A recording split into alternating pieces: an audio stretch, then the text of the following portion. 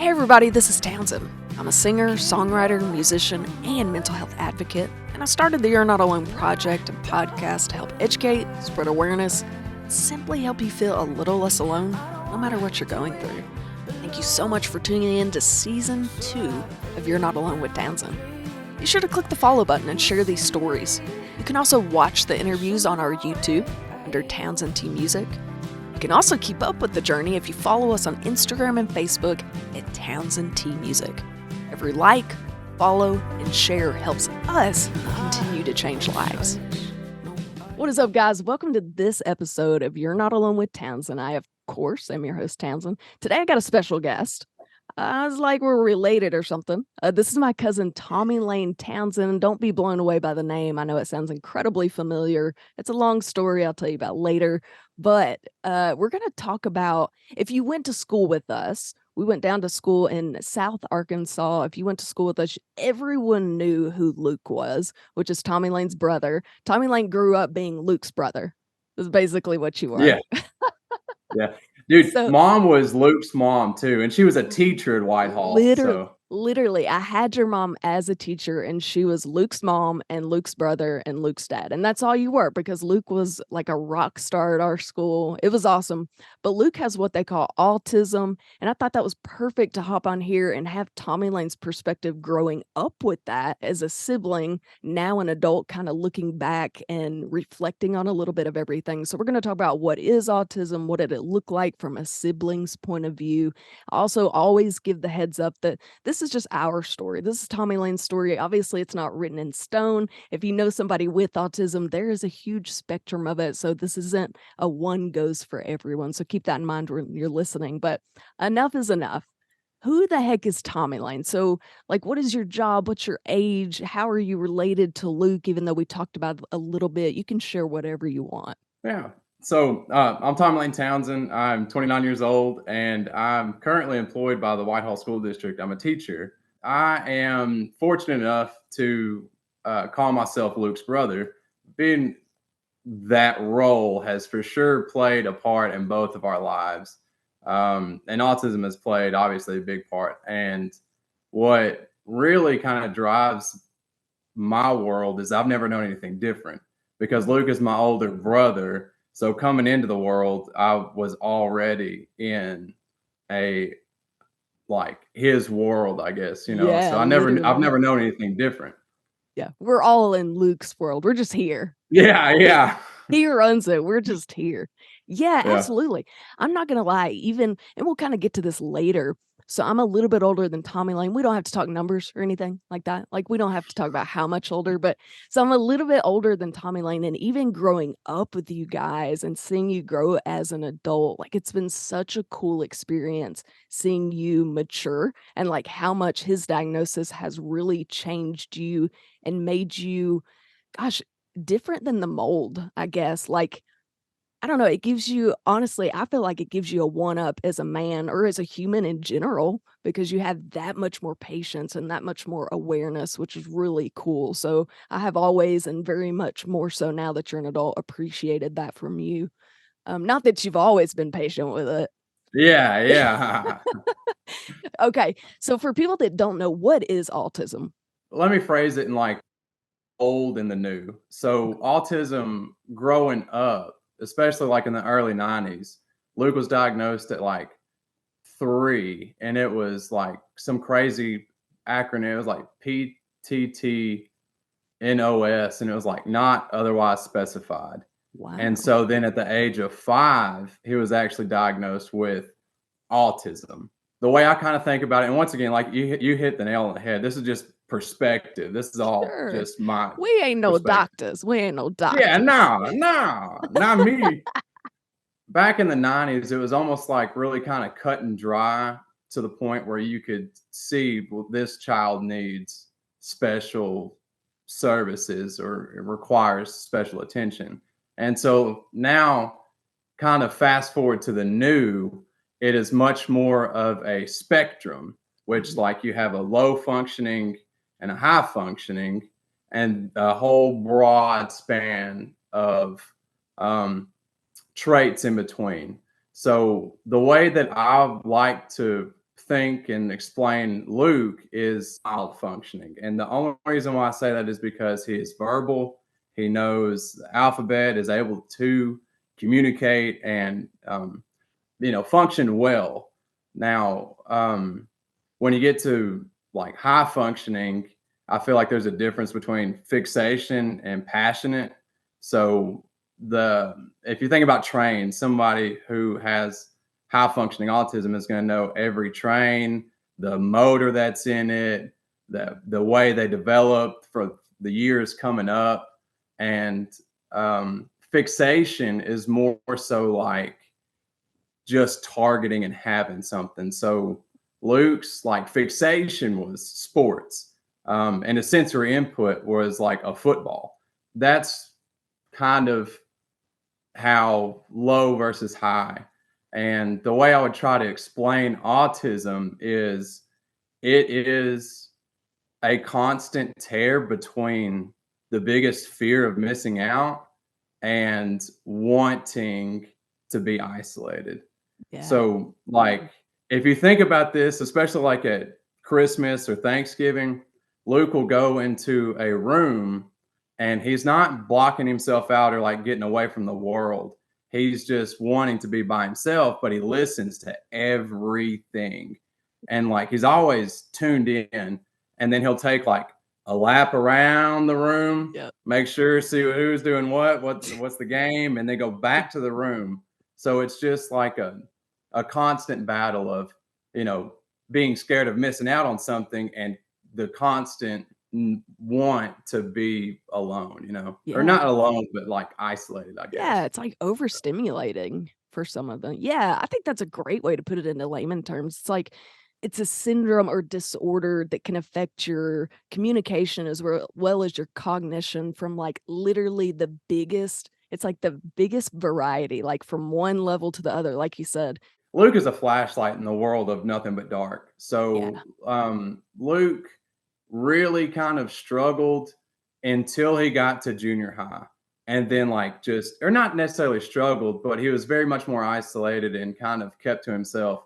And then once junior high came, it was just like, a flashlight went to a light switch and just it Yeah. went on. It And was then like, he just I became am this awesome.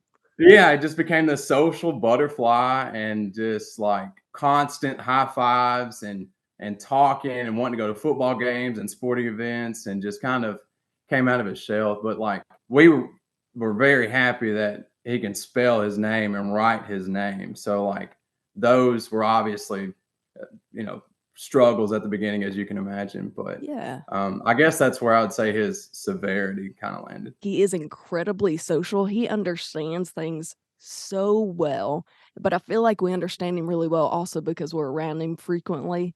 But I do Yeah, feel like he couldn't survive independently. Like you said, I think it's exciting that he can write his name and spell his name. So for people listening, that's kind of where I would put him. Incredibly social, but not going to be able to survive. You're going to have somebody assist you at all times. So that's kind of where yeah. we would put him. So knowing that, let's keep going. So did anyone sit down and explain what the heck autism was, or did you just kinda learn as you went? In kindergarten or first grade, and we were going over like the sounds of the alphabet and vowel and whatever and pronunciation. And it's funny how you can remember the exact time and place for things like with songs or just memories. And we were in mom's like this Dodge van that was huge. But I looked back and I said, "No, Luke, say this, say it like this." Yeah. And he tried to say it, and I said, "No, dude, like say it like this." And he didn't say it. And mom and dad had a talk with me that night and said, "Listen, your brother is a little bit different, and he's going to need help, and we're going to look to you to be that help for your brother." Uh, So I was given a key to his world, but I didn't have a textbook. So for yeah. sure, learning as we went. And like a really good example is he feared like animals because they were kind of unpredictable. That's right. And so I had to become hyper vigilant of surroundings. So if a squirrel was 30 yards away and it did whatever, like a mad dash, and he didn't like it, he'd take off running. And if you didn't know that there was a squirrel in front of him and he just takes off running, you think, oh my God, this kid's a runner. Or like, what? How do we deal with this? Or what are we going to do? And it's not he's a runner. You just missed something that his sensory caught and was like, Right. nope, I'm out of here. Yeah. So for sure, learning as we went. And there are some things that I'm still to this day learning, Yeah, absolutely. Yeah, absolutely. When you mentioned that, like, that triggered memories for me as well, like family gatherings, we had to be super careful about the dogs. And I remember like people trying to introduce him and be like, they're okay. And one holiday, he was like, he wanted to be introduced to him. And we're like, oh my gosh, this is such a big deal. And he'd like touch it on the head and run. But Yep. we were like, yeah, we touched it. Yeah. And now he loves them. As Yep. long as they're quiet, they're not barking, which that goes for all of us. Yeah. Yeah. Yeah. I totally forgot about that. That's such a good memory. Absolutely. Also, That's it. thank you for that. You put it I think the way that you worded that was perfect. You were given a key into his world, but you didn't quite have a textbook for it, and I think that is awesome. I think that could go for anyone in life about literally any situation. You worded that perfectly. I'm probably gonna steal that from you, by the way. Like, Yeah. Write it don't down. sue me or something. Okay, growing up, kids are mean. Like, let's just be for real. Let's be honest. So I am sure you heard a lot of negativity. I don't know how kids approached you about Luke, like if they were picking on him or saying things. I didn't hear anyone say anything to me necessarily, but that's because I would have taken them out back. But I'm sure you heard some negativity. How do you handle that? Like, what do you do about that? Having the know and the preparation that could happen, and it for sure might, and how to kind of respond to it, which I was always taught confrontation's not the way. There, especially growing up, mom and dad had a big sit down with me when I was in like second or third grade, and they said, if you get suspended from school for fighting, you are not coming out of your room, and you're going to have so much to do the 3 days that you were at home. But if you get in a fight and suspended for sticking up for your brother, dude, it's ice cream and TV every day. Yeah. Like, Nice. so there were, occasions because like you said, kids are mean, and especially like those who just don't understand. Mhm. There was for sure one count that happened, and we went to go play basketball, and some guy just said something, and the whole team just rallied and got me into the locker room and got Luke. I mean, like, just went and arm around, like, "Ah, you're not gonna say that." And I mean, like, we walked That's off the awesome. court. That's It was awesome. a yeah, it was a for sure cool moment, but at the same time, it was kind of a not cool moment Yeah. because you just had two spectra or two sides of it, because one was just yelling out something that didn't need to be said, and the other guys were like, not a chance you're gonna say that about our guy.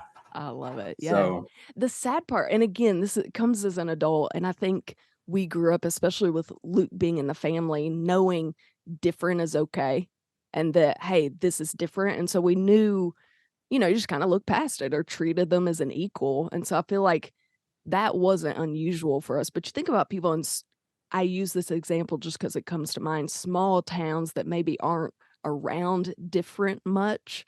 And that's where I feel like the awareness isn't there. So they don't know. Nothing looks different than ABC at school. And so when something different shows up, I feel like that's when confrontation arises, which just really sucks.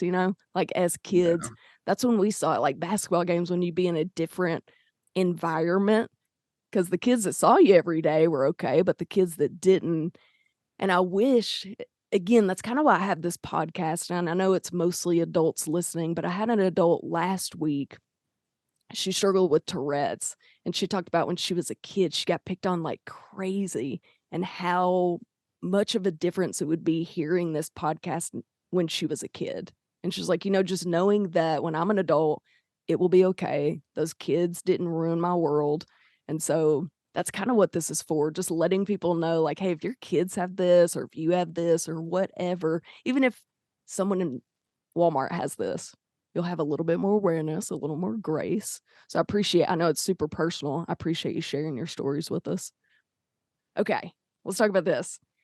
Did you learn patience growing up with Luke, or do you feel like it kind of came naturally? That's a tough question. That's egg or chicken.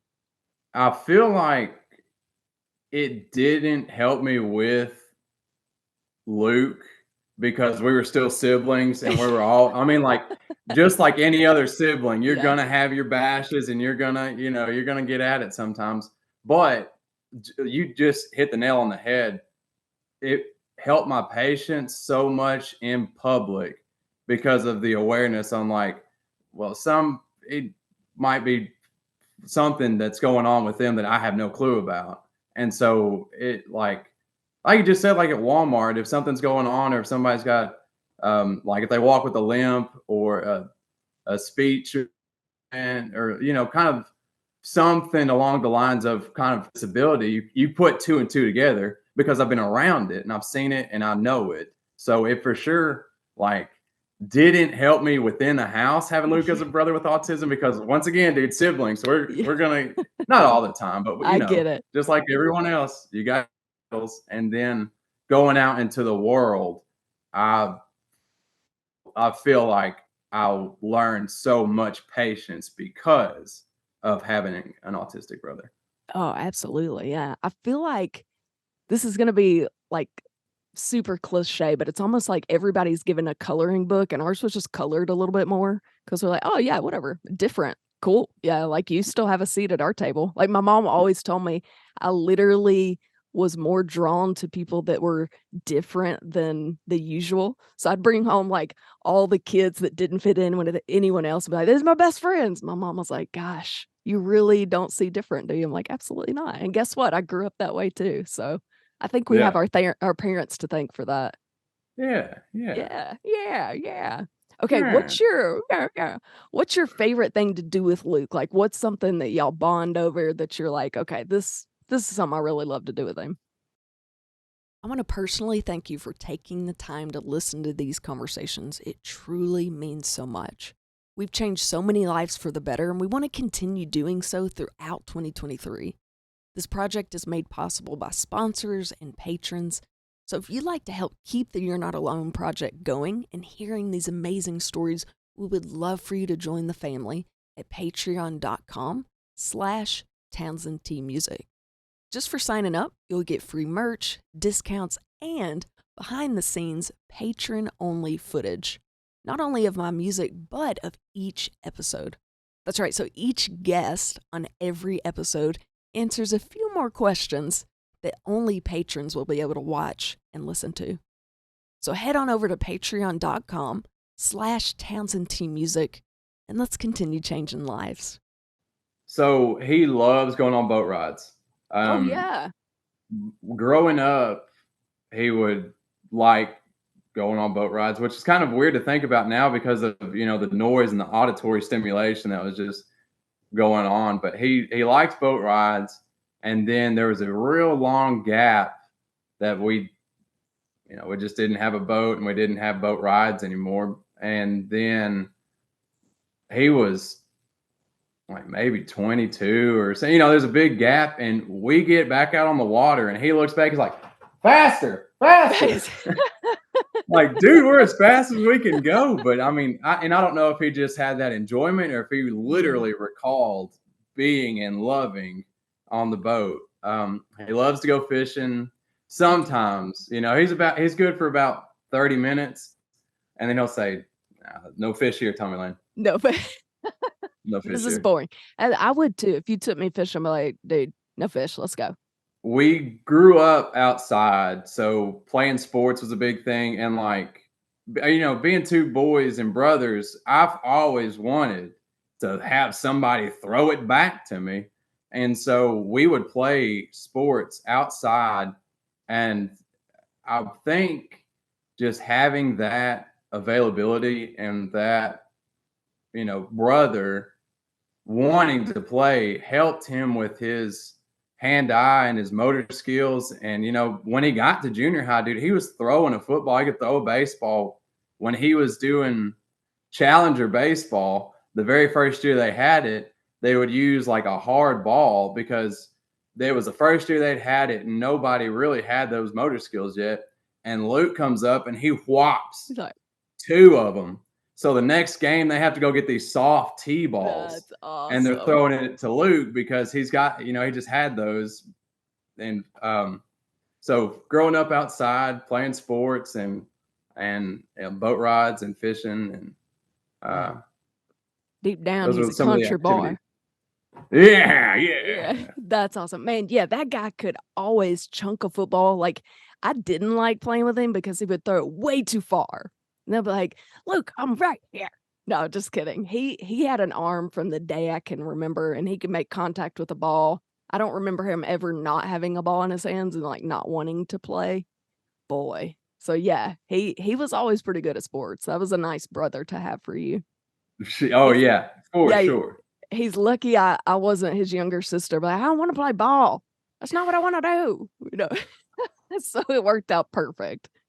No, that's awesome. Okay. So I feel like growing up with Luke and we joke around about it, but if we're serious, a lot of the attention was on Luke, right? I mean, he has special needs at home, at school. Everybody pays attention to him. So I know at times you had to just feel like Luke's brother, right? Which sucks. And then you grow up as an adult. What are some things you found as a kid or even now that are self-care for you? Like what make Tommy Lane feel like I'm just Tommy Lane. I'm not Luke's brother. I have a passion for the outdoors. I love being outside and either hiking or fishing or kayak or hunting. It's just that's really where I find the most comfortability, I guess. And I saw a quote and it said, you walk out with less weight than you walked in the woods with. Well, I like that. So it was I really, I grew up camping and canoeing and going through all that. And then I got into hunting my junior, senior year of high school. And then it took off and I've, enjoyed it ever since and stick to it because it just really is where I feel like Tommy Lane, Yeah. Heck yeah. Yeah, go out to the camp with all the guys and hang out and yeah, absolutely. And I feel like that's kinda other than taking him fishing with you, going out to the deer camp and the duck camp where it's loud and guys will be guys, kinda nice to separate yourself because Luke wouldn't like that anyway for the most part, I am sure. Yeah. So yeah, I can see that, absolutely. Don't invite me, I don't wanna go, but that sounds great for you. I've seen pictures of y'all's duck camp. I'm good. Thank you so much. Yeah. It is it is a it is there, barely. No, I'm kidding. I'm totally kidding. Okay, so what does self-care look like for Luke? What does Luke do that makes him feel good? Watching sports, whether it be football or basketball, he'll get on the phone. Which, speaking on the phone, he's got a schedule, and especially with autism, it is so routine. Like there has to be structure, there has to be a routine, and he calls me at 7 every morning and 8:30 every night, and he'll be on the phone and he'll talk about all the sports games that are coming up, what time they are, and like things like that. I imagine that's kind of what self-care looks like Yep. for Luke, is just being able to have a little screen time and watch what he wants to. Yeah, I remember as a freshman in college, I got on his to call list, but my time to be called was 3 AM every morning, Tommy Lane, for, like, months. Oh no. I guess it was because I was awake. I don't know, so Apparently he was too. yeah, he was awake, but I was on his to-do it was literally clockwork, which is so funny, and we didn't even mention that, but it is so important for these kids and these humans just to have stability and to have structure and routine. I remember Luke, he carried a job And it was something along the lines of an Easter seal, excuse me, type job where you do something real repetitive, real small, but you do get compensated for it. And I remember he would have to go to the bank on Friday at, I can't remember, 4 o'clock. And if your dad didn't move fast enough, stress broke loose. Like he was like, we got to get to the bank by 4. Like you just had to Yep. do it. And that was just the end of the conversation. Yep. For sure. So, it's hard to get a routine in the first place, and it's even tougher to keep that routine, you know? Yeah. I can't imagine, especially with multiple kids, like running you around and doing your thing, plus trying to keep a routine with another child. Woo! Bless your parents. That's a Yeah, lot of work yeah. to do. What's crazy is I feel like we all have a little bit of that. We all need a little bit of routine. Eh, No, you eh. disagree. No, there's some that just throw it out the window and they're like, let it be. Laissez-faire, yeah. La, c'est la vie. Yeah, absolutely. Okay, so if you could go back, people listening to this episode, what's one thing you wish that people understood about autism or Luke in general? If you didn't know or understand, it's kind of your loss because he's just taught so much to people who didn't even know they were trying to learn. Um, I'll use his class example for an example. In 2011, when he graduated high school, the entire class stood up and gave him a standing ovation. And like that is why I kind of say if you don't, you just kind of missed out because he meant that much to, everyone he came in contact with and still comes in contact with. I guess just be aware that some are different and sometimes there's a rhyme and reason and there's sometimes that there's not. I mean, there's just no explanation and you just go with it. Yeah, absolutely. I think I love that. He had a huge impact on everyone and everyone he does come across. Like you said, now I think mine would be if I wish anyone could understand anything about autism or my cousin Luke in general, it would be, and different's okay. Like we're all different. Some may just be a little more physically or noticeably different, but you get to know us and we're pretty different. You know what I mean? Dude, so what is normal, What is right? Like let's that. we could go on and on and on. Yeah, like you said, we've learned so much just through Luke, like, he has taught us so much, and so I think my giveaway or my takeaway more so would be difference not always bad.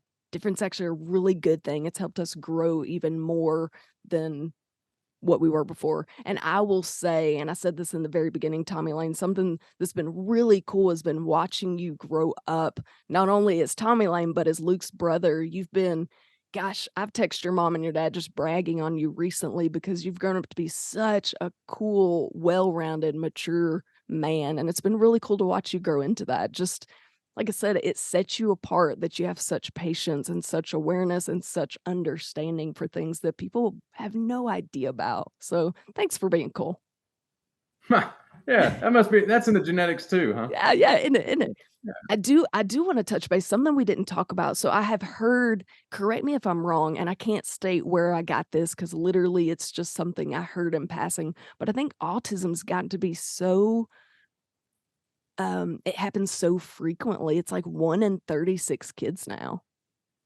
So, kind of going back to the old and the new with Yeah. low functioning and high functioning, I feel like there were more traits that have kind of gotten put in and diagnosed with autism. And I don't know how much of a factor that plays in, but Right. I had a high school project, and in 2012, it was like 1 in 88, and we had Yeah. to do a 10-year deal. And so by 2022, the estimated number was like 1 in 9.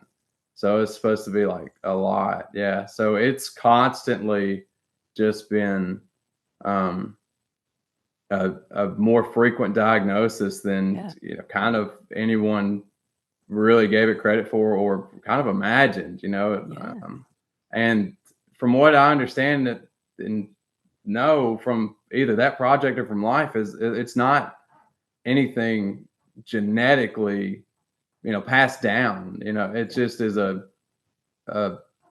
disability. Yeah. Yeah. There's really no rhyme or reason. Like I said, I think technically it has to do with your genetics, but it's not hereditary. Yeah, yes, correct, thank Yeah, you. so it affects your like we talked about earlier, it can affect communication and your cognition, or it could affect your social skill. Like, it is literally this vast variety of things, but we didn't touch on that earlier, so I wanted to make sure to throw that in there. Okay, so if people wanna learn more about autism, but maybe nobody likes to do a lot of research or anything, and obviously you can Google it.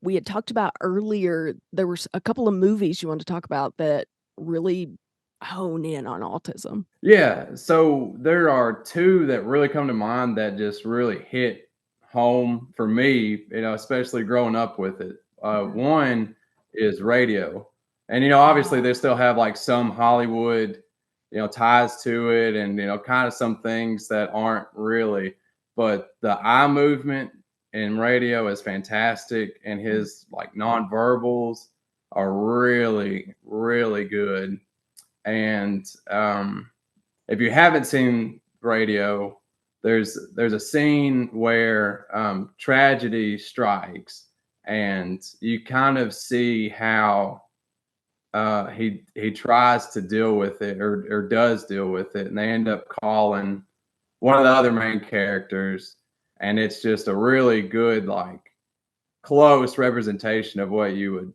kind of think with autism and especially tragedy because sometimes yeah, it just is there's not a piece there that makes sense yep, and especially being in a world of routine and yeah, wanting to have an answer and there's not one or having this piece that's no longer there is just tough. And yeah. then the second one is Rain Man, Oh, and Rain man, Man's got yeah. like kind of another Hollywood, ties to it and all this other stuff. But they're driving down the road, and um, Rain Man is saying it's Tuesday. I have to go buy clothes. It's Tuesday. Go buy clothes. Go buy clothes. It's Tuesday. And the brother it just finally loses it and gets out and is hollering and is like, You are in there. I know you're in there. Come out. I quit the games, blah, blah, blah, blah, blah. And then there's a big inhale and a realization moment to where he knows, like, all right, I just lost it, and this is what it is. So he gets Mhm. back in the car, and I don't know if the next scene, they go Yeah, buy clothes or whatever, but just that moment of realizing like that this is what it I mean, yeah, scream or not, this is how yep, it's gonna be. So yeah. those 2 are really good movies and just scenes in general that kind of hit hard, or Yeah, I was especially about to for me, say, but they're good. They're good. yeah, that'd almost be hard to watch. I like I said, I can't watch Y'all them can go anymore. watch it, not me. Yeah, yeah. Yeah, no, I've those seen it are once, great great ones. movies, but I'm not gonna rewatch it. That's it. Oh, man, yeah, absolutely. It's almost like puts into perspective losing your cool and losing your patience with someone like Luke who just doesn't they're so innocent. Like, he's gotta get to the bank on Friday before you lose your cool, and I think in that moment, it shows you your true colors, not theirs, and that's such a humbling thing. For sure. Yeah. For sure. Yeah. Man, awesome recommendation. That didn't even cross my mind, so I'm glad you brought those up for sure. Those 2 for sure, just wow, great Yeah. acting and great Yeah. like, they had to watch somebody to be able to play it that well, you know what I mean? Yeah. So just the fact that they took the time to note the, nonverbals or the eye movement, like, the eye movement is unreal because the eyes never stop because it's always taking in sensory stuff, Yeah. uh, with Luke and especially that movie. So that one was just like, yeah, Yep. Can't watch that again. Yeah. Awesome. Like I said, the movies is done. Yeah. Yeah. Those are awesome recommendations for sure. Yes, if you haven't watched those, go watch those. I have seen them as well. It's been so many years, I kind of forgot it. The minute you named them, I was like, yes, that's right. Yeah, very cool. Tommy Lane, thank you so much for joining us. It's been such an honor. I know you've had a long day, so we're going to let these people go. Listen, if you want to keep hearing, I'm going to keep talking to Tommy Lane. We're going to do a few more questions, which I do with every guest every week, but they're going to be for my patrons only. If you want to keep hearing from Tommy Lane, which I know you do, you're going to hop on to patreon.com/TownsendTmusic. If not, we're going to sign off and we'll see you next week. Tommy Lane, thank you so much. It's been such a pleasure. Townsend, appreciate the invite, man. You got it. If you'd like to hear the rest of this interview, visit patreon.com/TownsendTmusic. And don't forget, you can also watch the interviews on our YouTube channel at Townsendtmusic YouTube. Okay, guys, if you're in the market to buy or sell, I have the perfect company for you. Clark & Co. Realty is located in the Benton, Bryant, Arkansas area, but they're able to serve you no matter where you're located in the state. They've streamlined the process of buying or selling a home to make it so much easier. They have a team of industry experts that make sure you have access from anything you can think of. I'm talking from local home inspectors to painters to gardeners and so much more, just to provide you with the best service possible. They're dedicated to providing the most up-to-date market data in the area. And I think the coolest part is if you go on their website, you can use their easy-to-use fast property search. You can even create a custom market report to see what's active, under contract, and sold in your neighborhood. Their team is made up of caring, knowledgeable professionals that work around the clock to help you with the process of buying and selling your home. So again, if you're in the market to buy or sell, Clark & Co. Realty is definitely the company for you. Tell them Townsend sent you. Let's be honest. I think we could all use somebody to talk to every now and then. Healing Path Counseling in Conway, Arkansas is 100% my go-to when it comes to therapy. Wendy Blackwood has more credentials than letters in the alphabet. She's won awards for her outstanding services and has a whole page of board memberships. Basically, she knows what she's doing. She works hard to help equip you with the tools needed to live your best life. She even offers a variety of services, including, but not limited to, cognitive behavioral therapy, technology-assisted counseling, relationship counseling, and EMDR. Trust me, I know therapy can be intimidating at first, but let me assure you, Wendy does her best to make you comfortable and find the best solutions and plans for you. Trust me, don't wait to make the call. Give Wendy Blackwood Healing Path Counseling a call today. Get started on the best version of you.